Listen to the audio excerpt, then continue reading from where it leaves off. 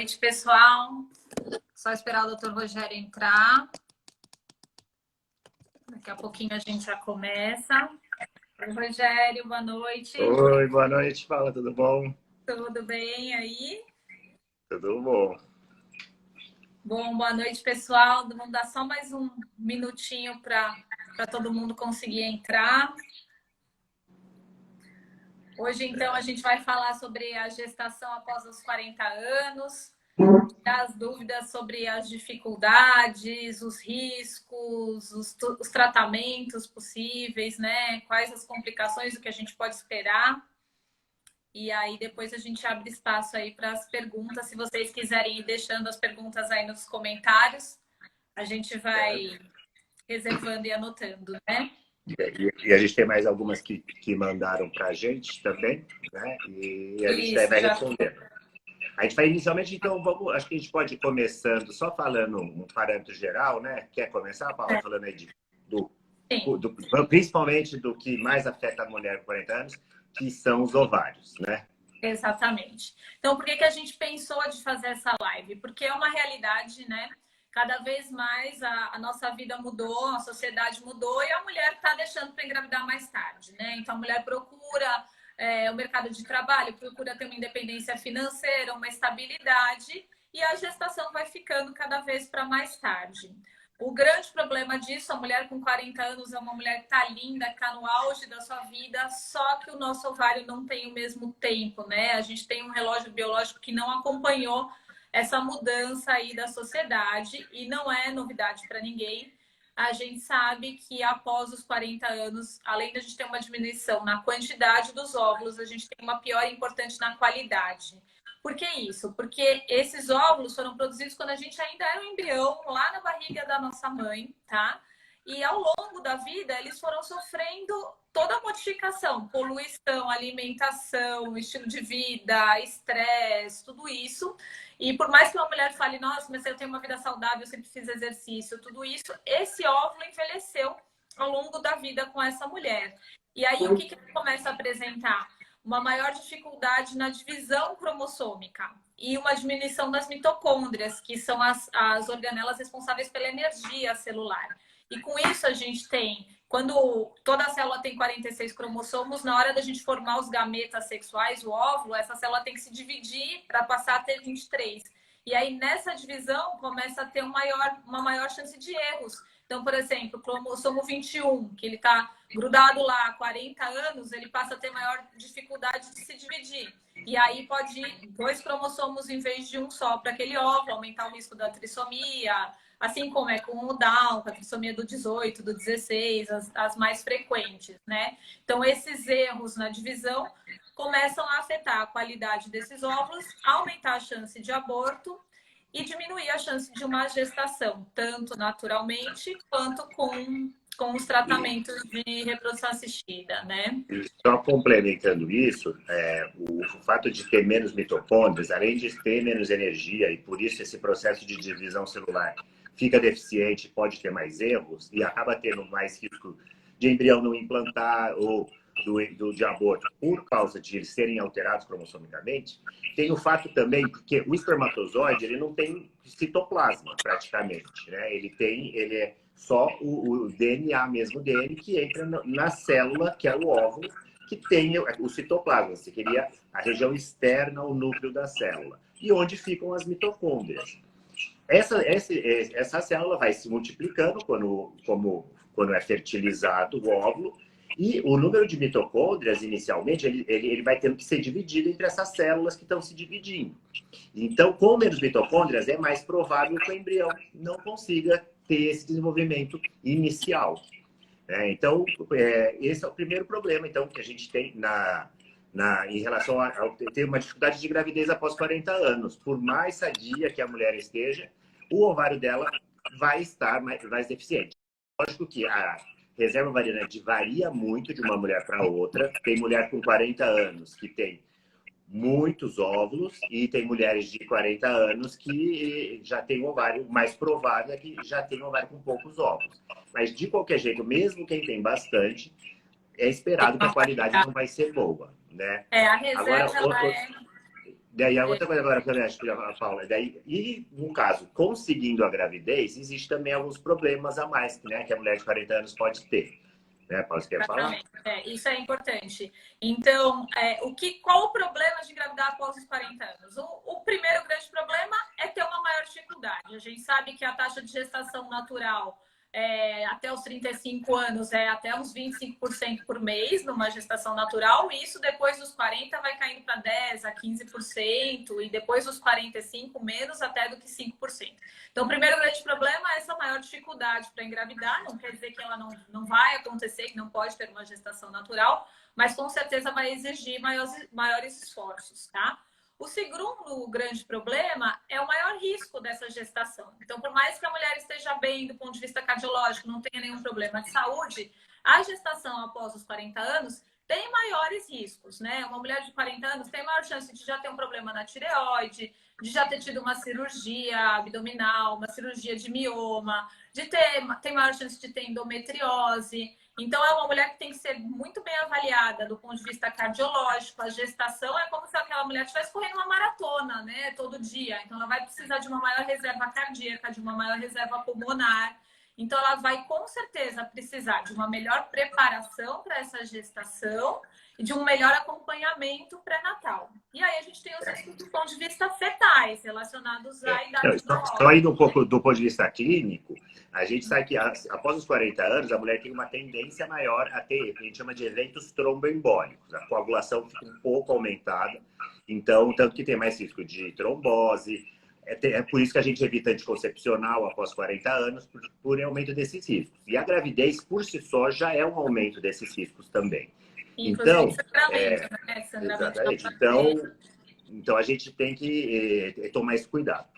A gente está falando desses problemas, mas não significa que não dá para engravidar após os 40 anos. Né? A gente tem muita gravidez e é uma realidade hoje que é natural. O que a gente só precisa é que tem que ter mais cuidado. Você já tem que estar preparado. Principalmente, então, antes de engravidar, compensa clinicamente. Vê se a pressão está boa, se não tiver a pressão boa, está bem controlada de dieta, o peso, tentar estar o melhor possível.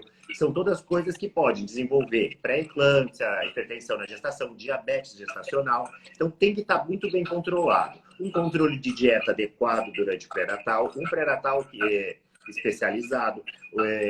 Muitas vezes a gente vai ter que entrar com algum anticoagulante, pelo menos para evitar que tenha trombose. Mas, com os devidos cuidados, tem tudo para ter uma gestação segura.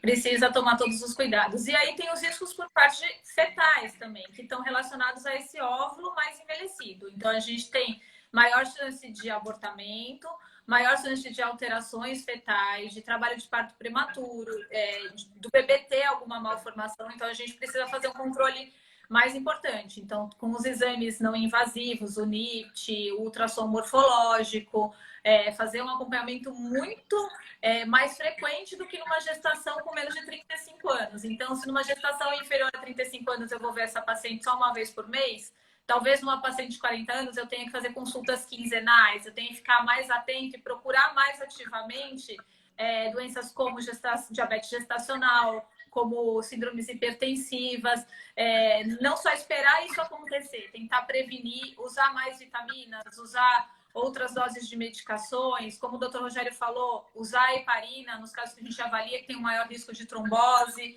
porque realmente é uma gestação que às vezes o acompanhamento cardiológico paralelo também, né? Exatamente. Antes de engravidar, é bom uma avaliação cardiológica, né? Antes de fazer um tratamento de reprodução assistida, uma paciente acima dos 40, é bom uma avaliação cardiológica, ver se está tudo bem. Então, tudo bem, a gente fica mais tranquilo. Se tiver, tem que compensar tudo antes de engravidar. Não vai contraindicar uma gravidez, mas vai só ter que saber que tem um cuidado a mais. E eu acho que agora o mais importante... Tabagismo de jeito nenhum, fumar. Né? Já não deve ir para ninguém que vai engravidar, na verdade, né? Nem quem está fazendo tratamento também, porque prejudica muito os tratamentos de reprodução assistida, e muito menos pacientes mais velhas que já têm uma tendência a ter uma pior qualidade do óvulo, o cigarro pior ainda, e também mais risco de complicação na gravidez.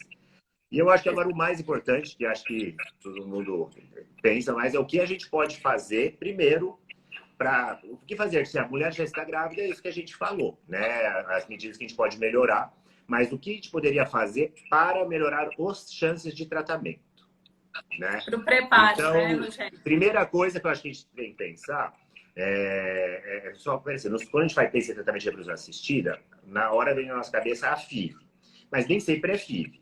Para as mulheres de 40 anos, geralmente a gente vai ter uma tendência a já ir direto para a FIV e não insistir em tratamentos de baixa complexidade, porque as chances com esses tratamentos são muito pequenas. Uma coisa importante é que a gente, né, quando pergunta o que é uma mulher infértil, quando o casal deve procurar um tratamento, Acho que isso é importante. Né, a gente fala que geralmente é após 1 ano de relações sem proteção. Esse 1 ano, na mulher acima dos 40 anos, não é bom que se espere.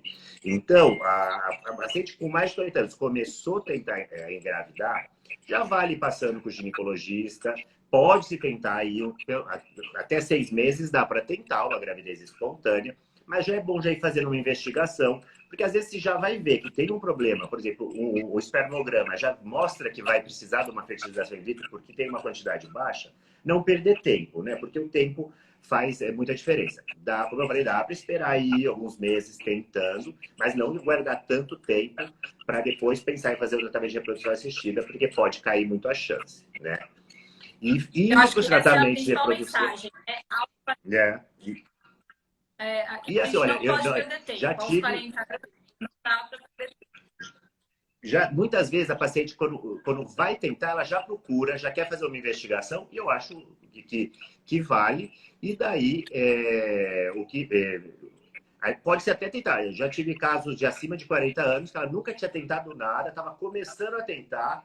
Então, ela queria só tentar um pouco natural, mas para a gente aumentar aí a chance, a gente fez um coito programado só. Acompanhou, deu medicação para ovular, acompanhamos, e ela conseguiu gravidez, né? Porque era uma paciente que não estava tentando há muito tempo, então valeria a pena tentar baixa complexidade, senão a gente já teria uma tendência aí para FIV. E também tem algumas coisas a mais, uns suplementos que a gente pode fazer aí na mulher acima de 40 anos, independente do tipo de tratamento que a gente vai fazer, até da que está tentando naturalmente engravidar, tem algumas vitaminas a mais que a gente pode fazer, pode dar. Já é natural a gente dar ácido fólico para toda gestante, né? Toda paciente que está tentando engravidar, porque o ácido fólico entra na formação do tubo neural, né, da criança, e a deficiência pode causar algumas complicações de malformação, né, no bebê. Mas tem alguns antioxidantes, que a Paula quiser falar um pouquinho. O principal. Então, fora as vitaminas normais, né, o metilfolato, eu acho que a gente dá uma atenção maior ao uso de antioxidantes, ao uso da coenzima Q10. Eu gosto bastante de entrar com a coenzima Q10, que ela vai ajudar nessa parte das mitocôndrias, melhorando a energia mitocondrial, né? Principalmente isso. Focar numa boa alimentação.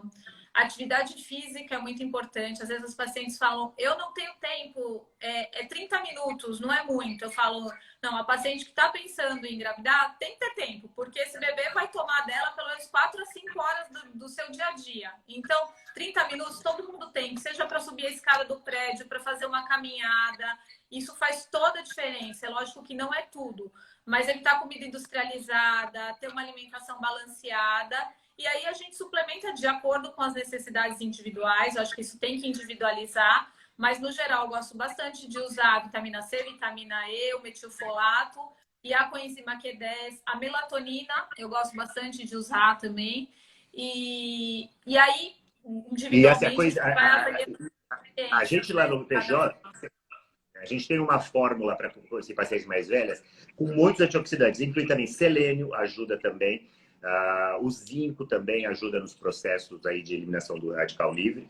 Então, tudo isso pode ser feito.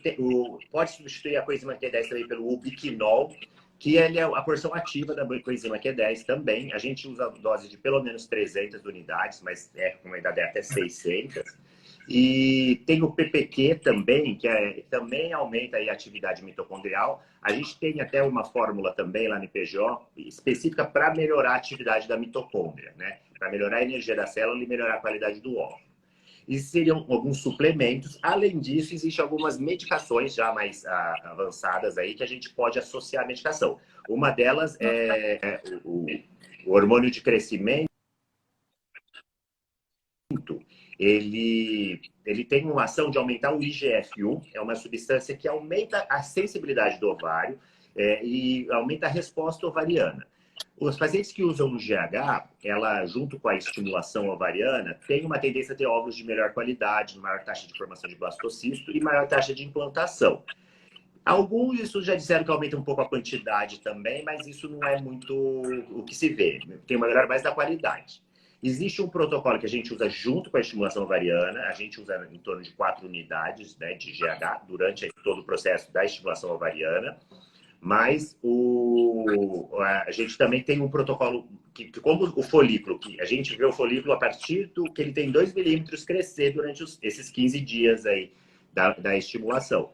Mas esse folículo já começou a crescer muito lá atrás, né? Então, tem alguns estudos mostrando que o GH deveria começar alguns meses antes, né? Então, pelo menos o ciclo inteiro anterior, né? Então, mais ou menos 40 dias, de 40 a 60 dias antes de você coletar o óvulo, para você aumentar, assim, a qualidade do óvulo. Ainda não tem tantos estudos desse protocolo mais longo do GH, mas a gente tem usado com uma certa frequência em casos mais difíceis e tem bons resultados.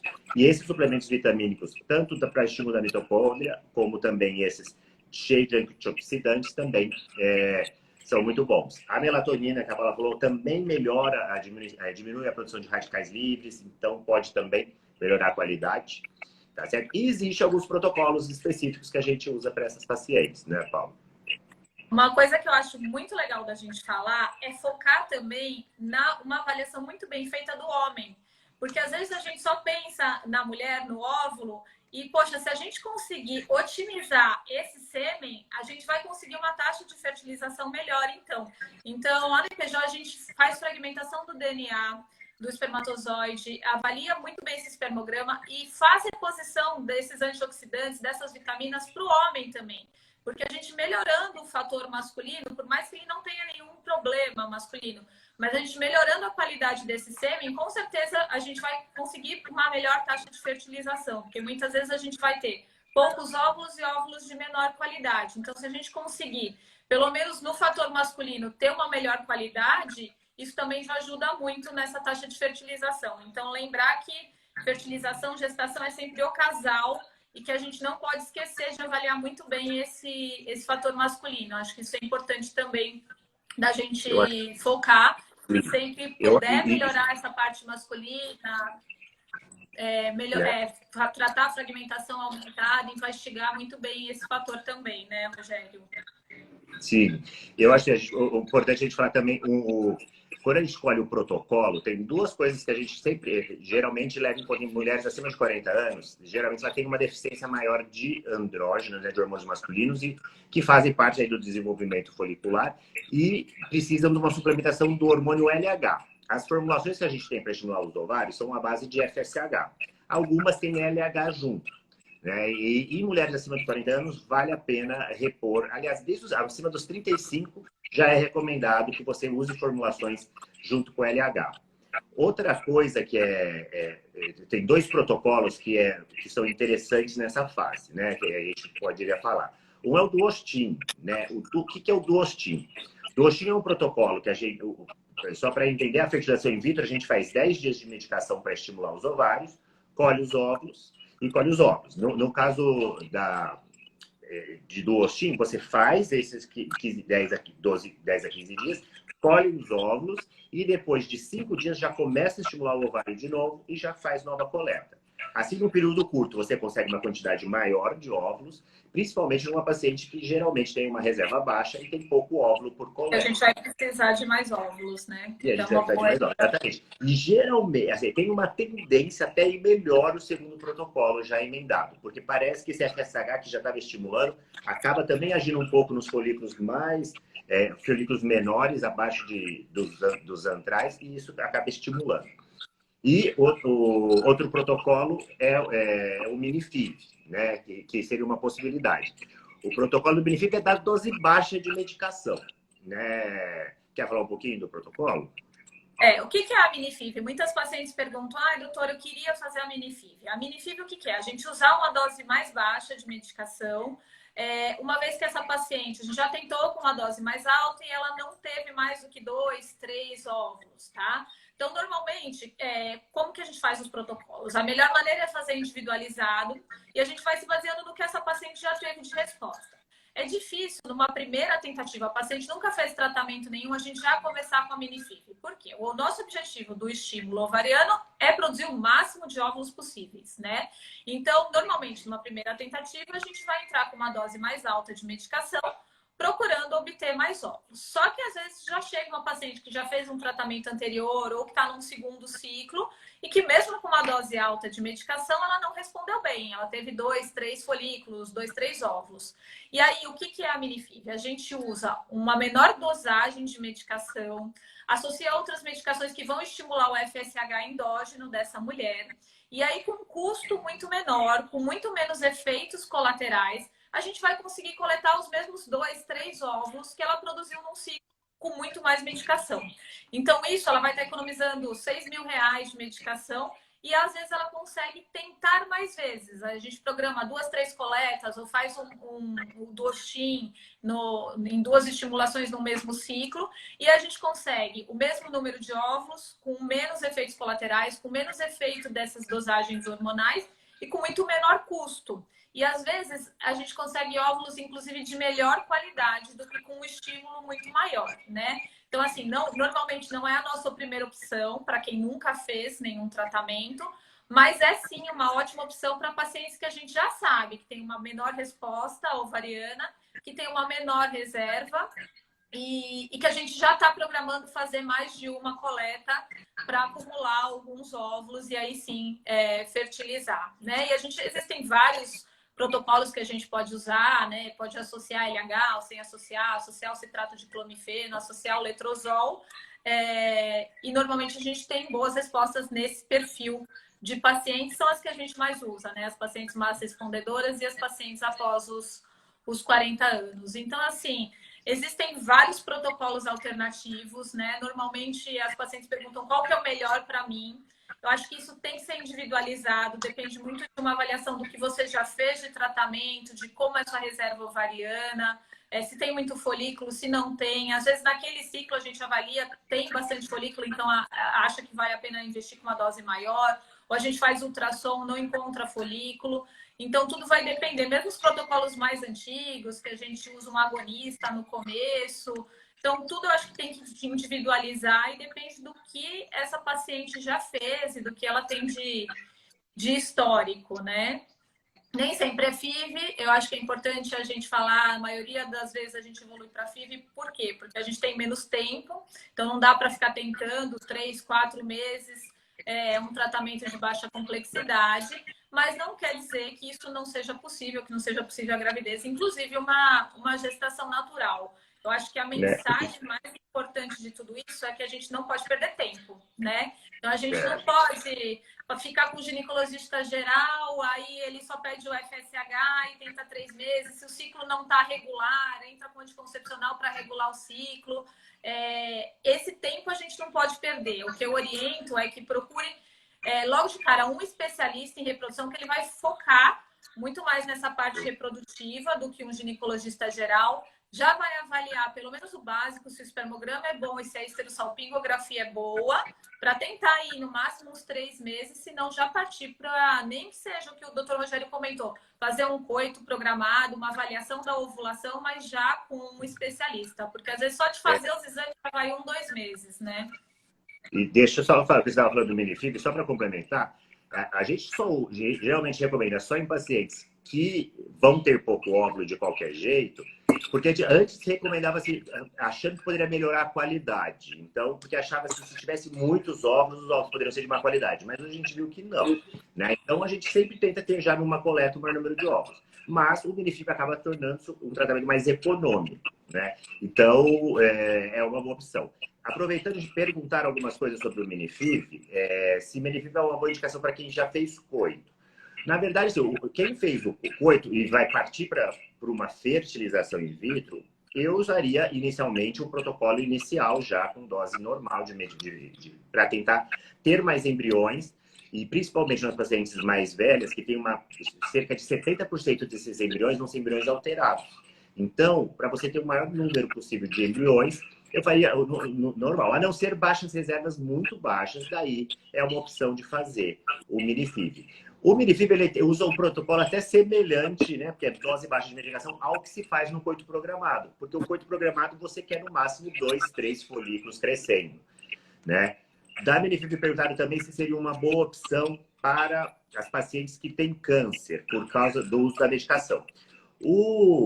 Na verdade, o que acontece? Quando a gente vai fazer em paciente que tem antecedente de câncer, considerando que seja câncer que é influenciado pelo estradiol, né? No caso, câncer de mama, câncer de endométrio, existem algumas opções. Câncer de endométrio, você pode, no caso, se a paciente ainda tem o útero, né? Pode colocar o Mirena enquanto você faz, né? O que é um DIU de progesterona, ele vai proteger, a progesterona protege o endométrio, você pode fazer durante o processo, né? E no caso de qualquer câncer estrogênio dependente, você pode associar durante toda a estimulação o inibidor de aromatase, que a gente chama, que é uma medicação que impede você produzir muito estradiol. Mesmo teu folículo crescer, o teu estradiol não vai subir.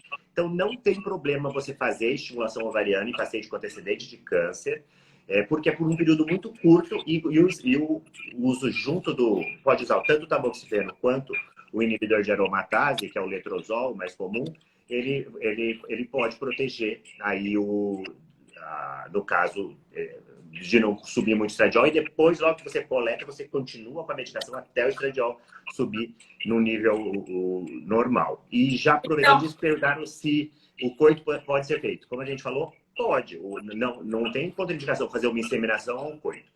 O problema depende de quanto tempo que a pessoa está tentando. Se ela, por exemplo, às vezes ela não ovulava, mas daí você faz, daí vale a pena induzir 2, 3 meses a ovulação antes de você partir para uma FIV. Uma inseminação, as chances são menores que 10%, né? Então, se for, mas é possível, quiser tentar uma tentativa. Depende, então, do tempo que você está tentando, depende se não tem outros fatores de infertilidade associado, da reserva ovariana, tudo isso vai... Né? São regulares, né?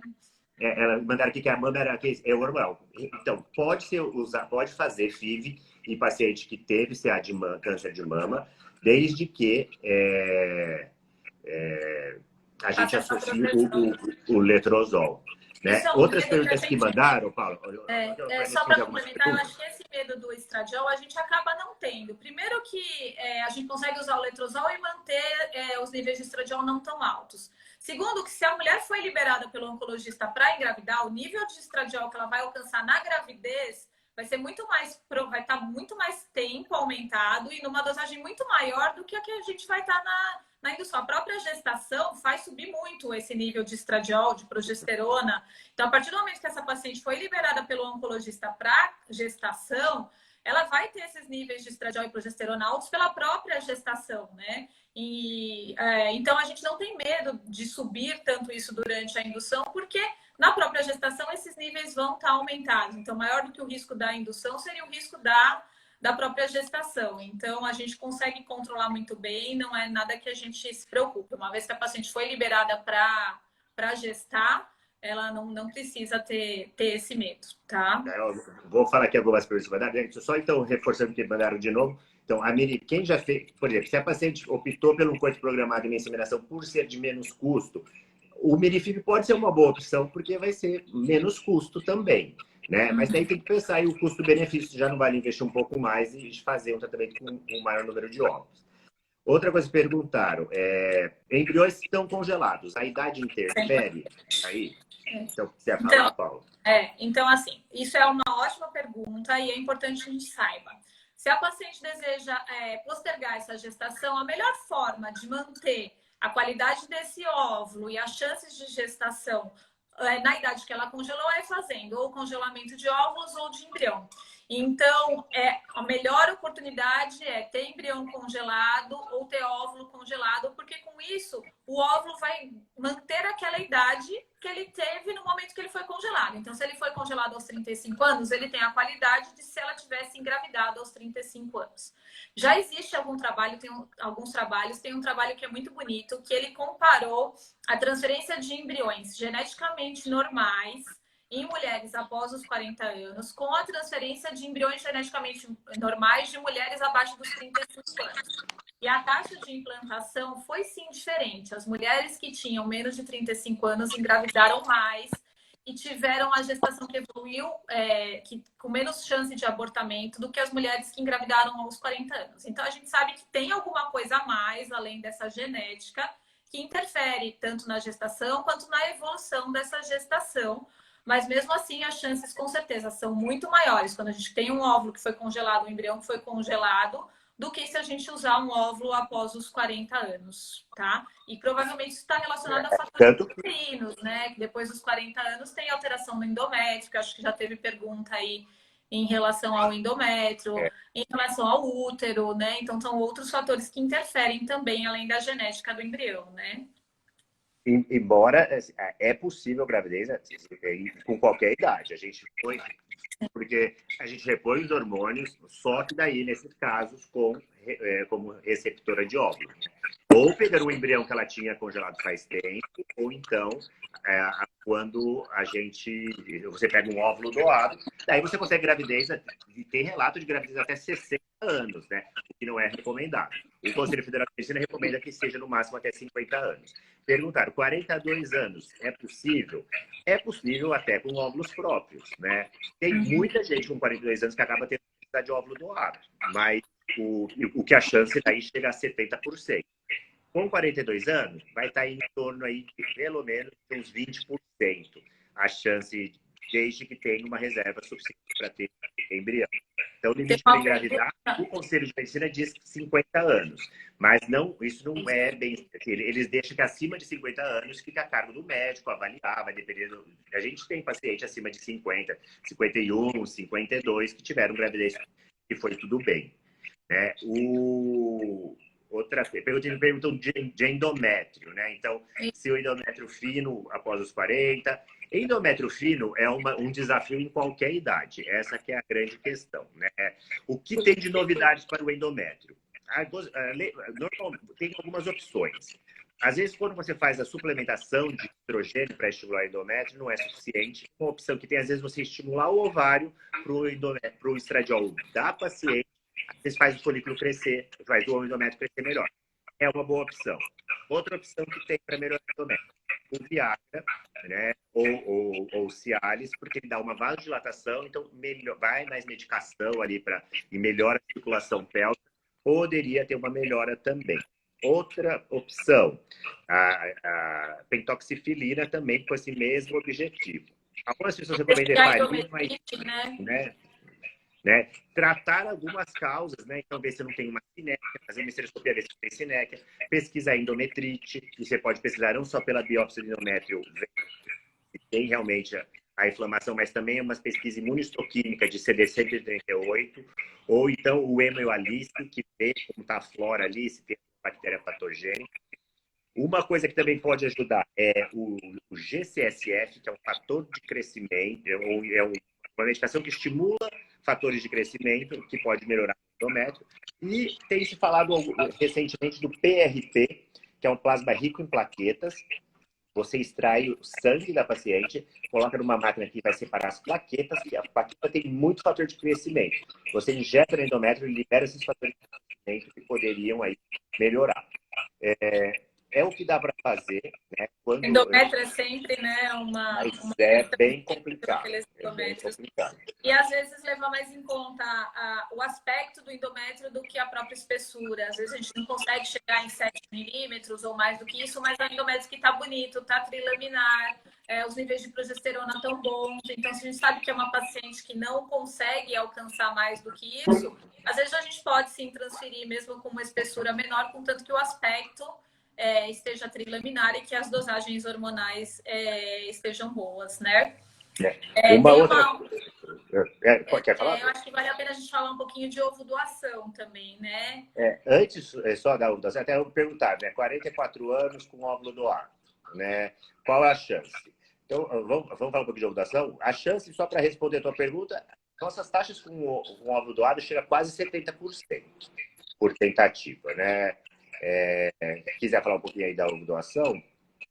Que é a ovodoação? Então, a ovodoação é a gente usar um óvulo de uma paciente que tem menos do que 35 anos. Normalmente são pacientes que estão fazendo tratamento de fertilização também e compartilham uma parte dos seus óvulos, tá? E esses óvulos vão ter a genética dessa paciente. Então, é uma questão que é bastante individual, depende, é muito pessoal. Tem paciente que aceita, tem paciente que não aceita. Eu acho que tem que ter uma conversa pessoalmente com o seu médico, discutir todos os aspectos, né? Então, vai ser um óvulo que não vai ter a carga genética, mas a receptora ela vai poder engravidar, passar pelo parto, pela amamentação, por tudo isso, e usa a carga genética do parceiro dela, tá? Existe sim uma influência da receptora nesse óvulo, que a gente chama de epigenética. O que é isso? Apesar do cariótipo, na hora que a gente vai fazer um teste de DNA, não identificar que aquele óvulo é dessa receptora, ela tem uma influência, sim, sobre a genética deste óvulo, uma vez que ele foi gerado no seu útero. Então, alguns genes são ativados, outros são desativados, a depender do ambiente que esse embrião cresce. Então, existe, sim, uma influência da genética da receptora nesse embrião e tem toda a vantagem de diminuir o risco de abortamento, de diminuir o risco de malformações e de aumentar as chances de gestação. Normalmente, essa é a nossa última opção. Quando as pacientes já fizeram 2, 3 tratamentos, 4, 5, isso é muito individual. E a gente observa que não teve resposta, ou que a resposta foi muito além do necessário, onde a gente faz a biópsia e encontra todos os embriões alterados. Então, a paciente já tentou de tudo, já fez vários protocolos alternativos e mesmo assim a gente não consegue chegar ao embrião. Então, ela é uma opção, é uma ótima opção. Matematicamente, as taxas de sucesso são muito superiores, porque a gente vai estar voltando para uma taxa de sucesso de uma paciente com menos de 35 anos, que tem uma boa reserva ovariana e que não tem nenhum problema genético. Mas é um tratamento que deve ser bastante individualizado e bastante discutido, né?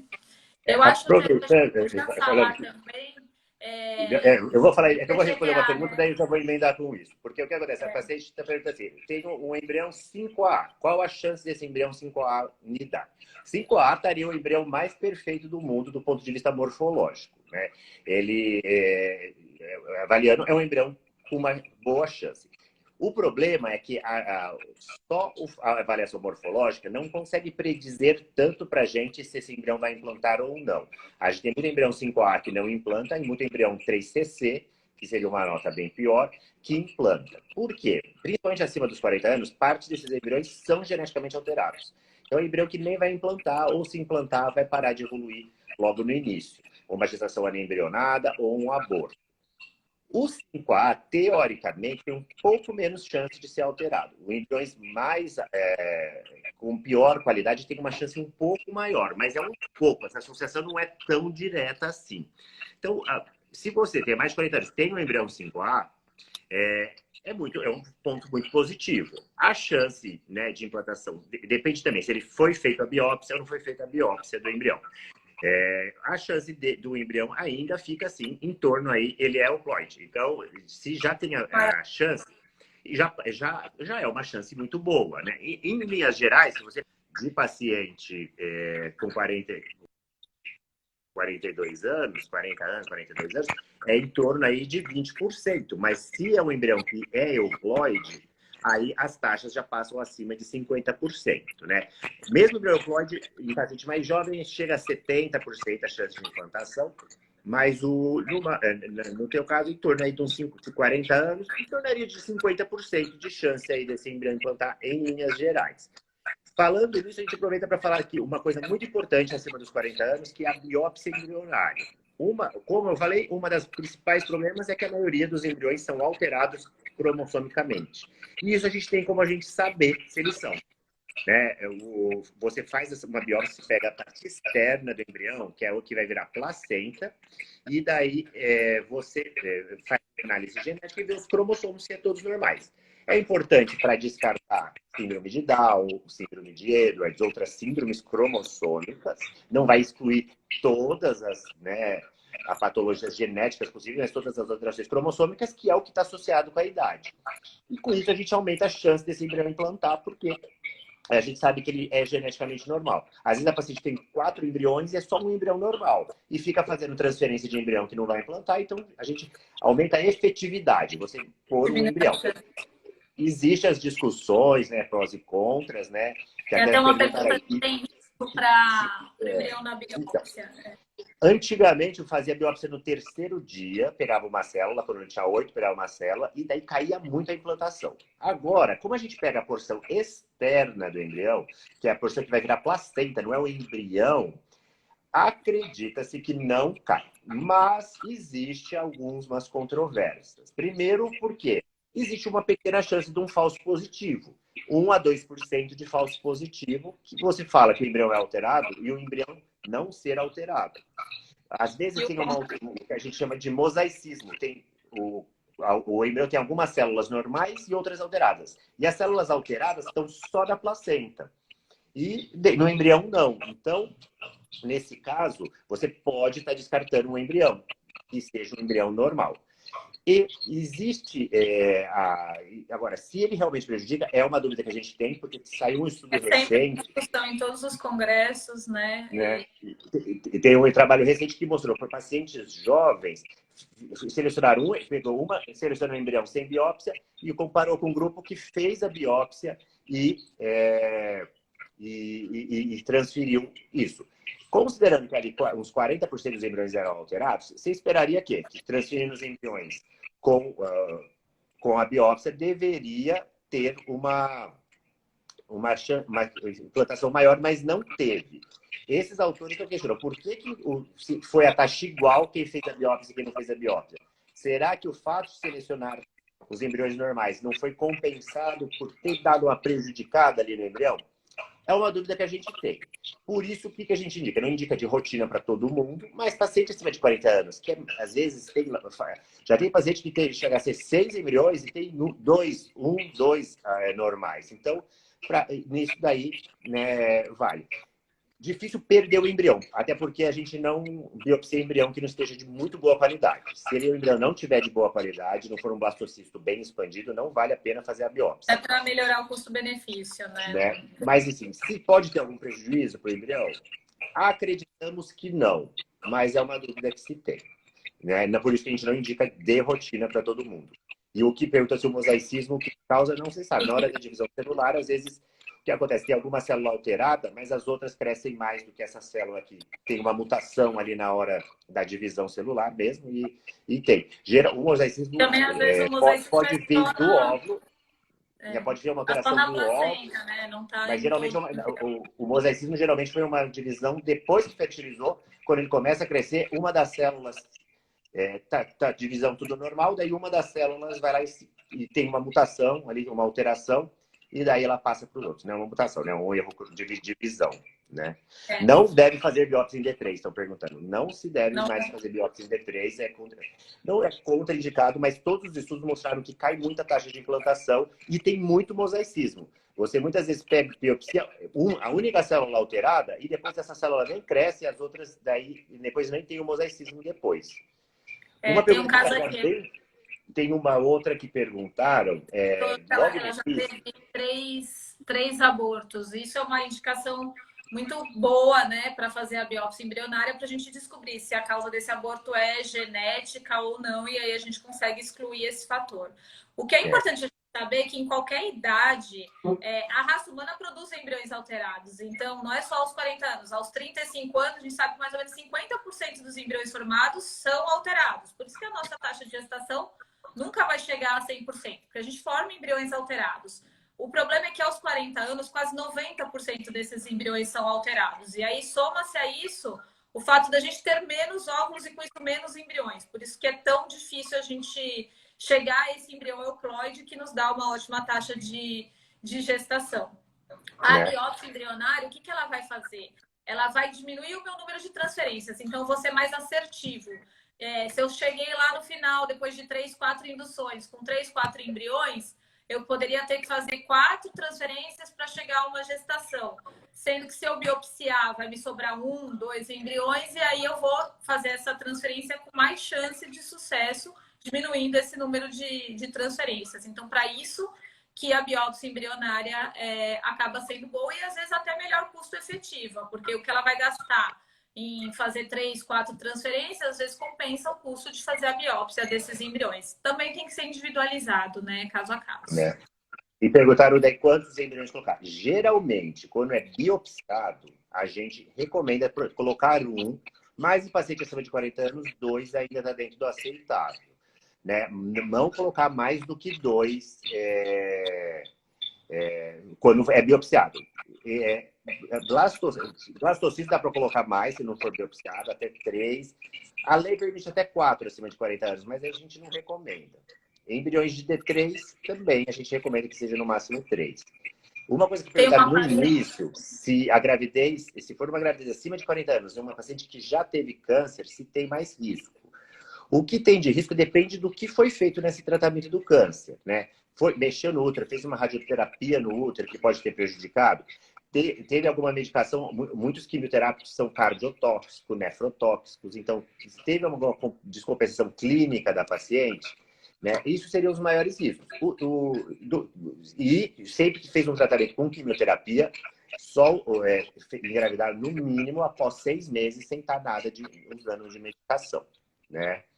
Tem uma pergunta aqui para você, Rogério, sobre a transferência de apenas um embrião de cada vez, que já tem estudos mostrando que às vezes você transferir um é melhor do que transferir 2. Quer falar um pouquinho sobre o KIR, sobre a transferência de embrião na verdade, único? existem 2 situações, né? Existe já alguns autores que acham que colocar um embrião só aumenta a chance de implantação, porque o embrião alterado que você coloque junto pode acabar prejudicando a implantação desse. É controverso isso, né? Mas é uma coisa para pensar. Né? Não vai dar agora para explicar tudo dessa. Existe uma alteração imunológica, que é o KIR, é uma alteração do KIR, que se você colocar 2 embriões, você acaba bloqueando as células imunes que permitem o crescimento do embrião e acaba sendo prejudicial. Isso é quando a paciente é KIR AA e, no caso, o marido, ele tem o HLA-C2. Isso é uma pesquisa genética que se faz. Nesses casos, colocar um embrião é sempre recomendado. Uma coisa que perguntaram é fazer quando os folículos crescem muito. Vale lembrar que acima dos 40, o paciente com uma reserva, como ela citou, é normal o folículo crescer muito rápido. O ciclo é mais... A paciente já faz mais curto. Às vezes você faz no 5º dia, já tem um monte de folículo de 18 e às vezes um crescimento muito irregular. Para melhorar isso, algumas pessoas dão estradiol antes para tentar regular. Pílula também, mas eu não gosto de dar pílula para paciente, principalmente com uma reserva aí acima de 40 anos. Uma opção é fazer protocolo longo, que você faz primeiro o bloqueio com o agonista e depois, quando você começa a estimular, pode ter um crescimento mais homogêneo, né? Existe alguma preocupação aí se poderia também crescer, mas uma coisa que é muito bom nesses casos, às vezes você tem só um folículo na frente, outros menores. Uma opção é fazer, você induz a ovulação, você faz um agonista para fazer esse folículo maior já ovular de uma vez, não colhe, e 5 dias depois começa a dar ovular, você começa um duostin, mas sem ter feito a coleta do primeiro. Ou faz a primeira coleta do óvulo e faz o duostin, é um bom protocolo, porque geralmente a segunda leva vai mais homogênea no folículo e vai mais lento. Então seria uma boa opção. Perguntaram também do ovário policístico, né? Se é mais difícil para 42 anos. Se quiser falar aí, fala.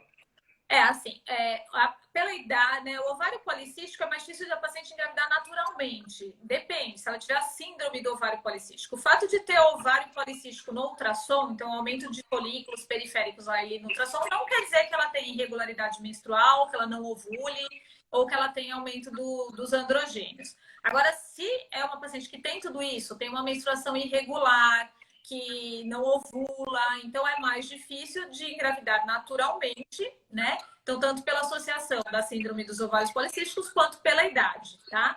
Normalmente, as pacientes com síndrome dos ovários policísticos acabam tendo uma reserva ovariana melhor. Na hora que a gente vai ver, tem bastante folículo no ultrassom. Então, tem uma tendência de, na fertilização in vitro, a gente conseguir mais óvulos, tá? Mas, naturalmente, são 2 fatores associados que acabam dificultando, sim, tá? Mas o ponto, o bom só que é ter uma reserva ovariana boa. Então, quando vai fazer a FIV, né? A taxa Geralmente é uma paciente que tem mais óvulo. E tendo mais óvulo, tem uma chance maior que vai ter algum embrião normal. Uma outra coisa que perguntaram aqui, uma blastocisto de T6, 4cc, 27 anos, doador de sêmen, recomenda fazer PGTA? Você sendo jovem, 27 anos, e doador de sêmen, que é um sêmen bom, a chance de alteração no embrião é pequena. Então, não é recomendado PGTA nesse caso. Tem aí o fato de ser um 4cc, né, que não é um embrião de tão boa qualidade, e um de D6. E são fatores que podem aumentar um pouquinho o risco do embrião. Ao mesmo tempo, eu fico com um pouco de receio também de você biopsiar um embrião que já é um embrião com uma nota pior. Mas teve um estudo recente que mostrou que esses embriões CC têm um pouquinho mais chance, um pouco mais chance só de ter alteração. Então pode ser uma opção, mas pela tua idade, considerando a tua idade, a idade do que é banco de sêmen, né, não é recomendado, não é uma indicação. Mas é uma opção para você poupar de fazer, às vezes, uma transferência no embrião que não ia implantar de qualquer jeito. Porque existe um pouquinho maior pelo fato de ele ser D6. Mas a gente tem muita gravidez de D6, né? Muita gravidez de embrião 3cc. Até muitas vezes o paciente transfere um 5A, não engravida, depois ela transfere o 3cc dela e engravida. Então, isso não é parâmetro. A nota é só para nos orientar, mas não é um parâmetro para falar que realmente o embrião tem chance ou não.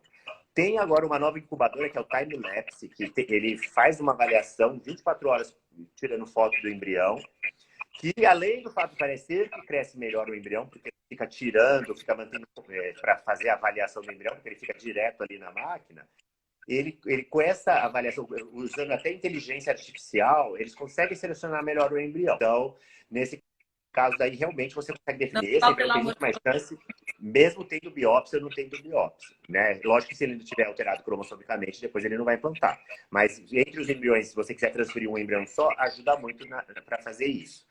Né? Uma coisa que também perguntaram... Então, a morfologia importante também é a velocidade de divisão, né? Que essa incubadora consegue avaliar como ele se dividiu, como ele estava no terceiro dia, não só a morfologia final, né? Às vezes a gente vê um embrião super bonito lá no final, mas no terceiro dia ele já era um embrião que tinha 20 células, enfim, ele estava muito acelerado, então isso também interfere, não só o aspecto que a gente está vendo lá no último dia. Tem uma pergunta interessante, Rogério, se é mais comum, se é mito mesmo, ou se é mais comum a gestação gemelar após os 40 anos, né? Olha, na verdade, quando a gente faz transferência de blastocisto, é mais comum. Com tratamento é mais comum, né? É mais comum. E quando a gente transfere blastocisto, é lógico que quando a gente faz transferência, a gente coloca mais embrião, tem mais chance de gravidez gemelar. Só que mesmo quando coloca um embrião, existe 4% de chance, se for um embrião for um blastocisto, que esse embrião se divida e vire uma gravidez gemelar. A gente teve 2 casos de colocar 2 embriões, os 2 implantados, os 2 divididos, e ter uma gestação de quadro. Mas na gestação natural não, tá, gente? Na gestação natural a chance é menor, até porque é menor a chance de gestar mesmo, né? Exatamente. Porque mesmo que às vezes pode acontecer, de como fica meio desregulado, às vezes ovular com 2 óvulos ali, um mês, só que eles geralmente são óvulos com menos chance de implantar também, né? Então, mesmo que seja, parte desses óvulos devem ser alterados. Só perguntou também se é recomendado fazer, você começar com uma dose de gonadotropina e se estiver respondendo bem, você ir baixando. A gente não costuma fazer isso que a gente chama de step down. Não é um protocolo que a gente costuma seguir, não. A gente começa com uma dose. Às vezes, o que acontece? Não está respondendo. A gente daí baixa. Está muito ruim, a gente baixa só porque se está crescendo um folículo só, então vai continuar crescendo com uma dose baixa. Mas se ele está uma resposta satisfatória com dose alta, a gente mantém a dose alta até o final. A incubadora é time-lapse, tá? Que perguntaram aqui o nome da incubadora é a time-lapse. Que a gente consegue avaliar a evolução. E aqui tem 43 anos com ovário policístico. É possível engravidar? É possível. 43 anos já é uma tendência a ir direto para a FIV, né? Não ficar esperando muito. Pode, se você não tentou muito tempo, você pode tentar induzir ovulação, né? Para ver, e fazer o corpo programado, ou inseminação, mas a tendência é já ir. Com 43 anos, pelo fato de ovário policístico, você deve ter uma boa reserva. Então tem uma chance maior de ter óvulos, mas pode acontecer. Eu já tive paciente de ter 8 embriões 3 coletas, somou 8 embriões e a biópsia, todos os embriões serem alterados. Então, é uma possibilidade. A biópsia embrionária é uma coisa que vale a pena na sua idade, 43 anos, né? Ou com 44 anos. 44 anos do embrião euploide. Qual a porcentagem? É um pouco maior. Se o teu óvulo de 44 anos, ele ser euploide, já aumenta muito a chance dele, mas ainda assim, tem alguns estudos que dizem que sairia, né, em mais de 50%, mas ele é um pouco pior ainda do que porque tem menos mitocôndrias no citoplasma, então pode ter mais parada de desenvolvimento, mas o fato de ser euploide você já aumenta muito em quase a se fosse uma paciente jovem, mas ainda assim não é, né, igual uma paciente jovem. E perguntar de dieta para... O Instagram vai cair daqui a pouco, vai dar 1 hora. A Eloy está perguntando quanto tempo demora o efeito da injeção para acabar. Na verdade, essas injeções elas têm que ser feitas diariamente, porque o efeito delas é 24 horas, né? Então, não é um hormônio que fica prolongadamente no nosso organismo, né? Eles têm uma meia-vida de 24 horas, tanto que a gente tem que repetir todo dia a medicação. Então, realmente, isso é uma coisa que, parando a medicação, acabou o efeito dela, tá? E perguntaram do Kira A com o marido C2. Tem 2 blastocistos biopsiados. O que recomenda só nesse caso é que você coloque um embrião por vez, mas a chance é boa de implantação. Colocando 2, você vai aumentar o risco de não implantar ou de perder. Mas ele é um embrião que tem uma chance boa, né? 39 anos, mas ele poderia ter mais risco de alteração, mas eles são biopsiados. Então, é tranquilo. É só que tem que colocar um embrião por vez. Uma última pergunta aqui sobre o ERA, se ele ajuda na implantação. O ERA, ele auxilia em casos de falhas de implantação. Então, pacientes que já fizeram transferências de bons embriões euploides ou embriões morfologicamente bons, sem sucesso. Então, o ERA vai avaliar se essa mulher tem uma janela de implantação diferente do que a gente espera normalmente. E aí, dependendo do resultado do ERA, a gente vai alterar, ou dar mais dias de progesterona ou menos dias, tá? Ele não é indicado para todo mundo, mas em pacientes com falha de implantação, ele ajuda bastante, sim.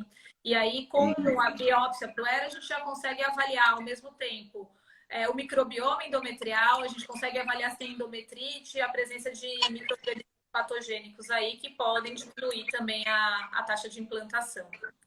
Tem um aqui de 46 anos, 6 embriões de D3 de ovulação, fez a transferência de um blastocisto, engravidou, perdeu. Qual a chance da outra? Oi, você ainda tem mais 6 blastocistos, 6 de D3, né? Eu levaria eles para blastocisto, mas na transferência de um blastocisto, depende aí qual foi a idade da doadora, tudo, mas as taxas de ovulação aí chega quase a 70%. Você transferiu um embrião, pode ser que esse embrião era alterado. 30% a 40% desses embriões vão ser. Como você tem bastante embrião, a chance de que, a não ser que você tenha alguns outros problemas para implantação, né?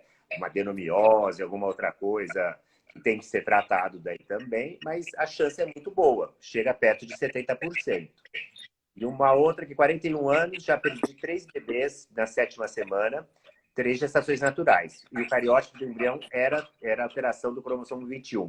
Qual o melhor para o meu caso? Eu recomendaria, no teu caso, você fazer a FIV com biópsia do embrião. Você mostrou que tem uma tendência a formar embriões alterados. Provavelmente era essa a causa dos abortos. Lógico que tem que investigar outras causas de aborto, investigar trombofilia, outras coisas. Mas fazer a FIV com a biópsia do embrião e transferência do embrião euploide seria muito bem indicado no seu caso. Bom, acho que a gente vai cair aqui, tem mais 30 segundos. Queria agradecer a presença de todos. Essa live vai ficar gravada tanto no meu Instagram, doutora Paula Araújo, tanto no do doutor Rogério Leão e no do IPGO, tá bom? Para vocês assistirem na hora que quiserem. Compartilhem aí nos grupos, eu acho que é um tema que interessa para muita gente, tá? E lembrando que a gente tem um e-book, né, do IPGO específico para isso, gravidez e mulheres maduras.